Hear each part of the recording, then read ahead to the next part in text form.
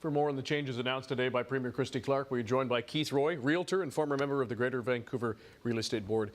Keith, first off, what do you make of the changes that the Premier announced today? End of self-regulation, the fact that you can't do it anymore. Well, you know, the big change was this independent auditor's report that came out yesterday. It was great. It was a very detailed report, really went into the corners, got the things that were important. The Premier said she's going to adopt it. That was widely expected when the report came out. It would have been a horrible move to not adopt these suggestions. The big announcement is what you're saying, the end of self-regulation. I'm disappointed but not surprised. Why are you disappointed? Well, I think realtors like myself and a number of my colleagues, we have a lot of the solutions and we could move quickly to change these solutions. Unfortunately, the people we've elected to positions of leadership in organized real estate at the council and at the real estate board level, they haven't moved on these suggestions. And it's been too long of doing nothing and striking committees and task forces and ideas. So we've lost it. Right. Now, the Premier did say today, one of her quotes was, the real estate sector had 10 years to get this right, and you didn't. I mean, that's a pretty harsh shot across the bow there to an industry that, from what we've heard from many people, it's kind of a few bad apples that are causing many of you, if not all of you, to be branded as shady operators. The BC Liberal government had, what, 13 years to get the real estate sector right, and they didn't get it right. And all of a sudden they're up in arms that things are wrong. There's a lot of emotion attached to this because prices are so out of control. I'm not going to defend the fact that we've lost our ability to self-regulate. It is what it is. We need to move forward, and I'm looking forward to the changes that this new regulator, a dedicated superintendent of real estate, will bring forward, and they'll be able to act on these changes.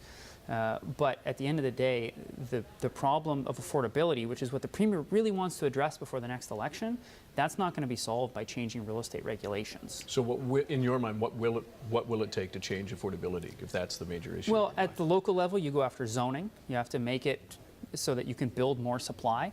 At the federal level and the provincial level, you go after foreign money, because that's, I mean, for all the anecdotal evidence we have, I think we all know where all of this money is coming from. You have to attack foreign money and stop it, or you have to shift the way that foreign money is spent. I'm not saying that we should do that necessarily, because that's going to dramatically affect the prices of homes that people have and they have equity in and savings. But if the Premier wants to address affordability, that's what she should be doing.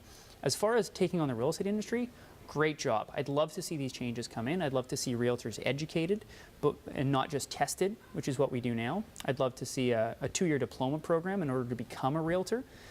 We license people in this province to do multi-million-dollar transactions with a $1,000 online course. That's a huge problem of consumer protection. And then lastly, though, I mean, if you mentioned the government not doing anything for 10 years, but I mean, if that's so egregious, I have to ask, why are not more realtors, perhaps such as yourself, saying, we got to fix this? We have been saying it, but why hasn't anything been done? We're busy selling houses. Okay, fair enough. It's been a good 10 years in British Columbia, no kidding. Right? So I'm busy selling houses and talking to buyers and sellers and hosting open houses on the weekend. It's not like there's a lot of free time in a successful realtor's life. But we've made these suggestions to the council. I've written to council, I've written to the president of the real estate board, I've written blogs about this. All of these things that is in the independent auditor report, I've been asking for these and explaining that if we don't act, we're going to lose self-regulation. We didn't act. We struck too many task forces and didn't do enough actual changes to protect the consumer. So we've lost our ability to self-regulate, and someone else is going to look after the consumer, and we're going to continue the good work of helping people buy and sell houses for years to come. All right. Keith Roy, thanks very much for joining us. Happy to be here.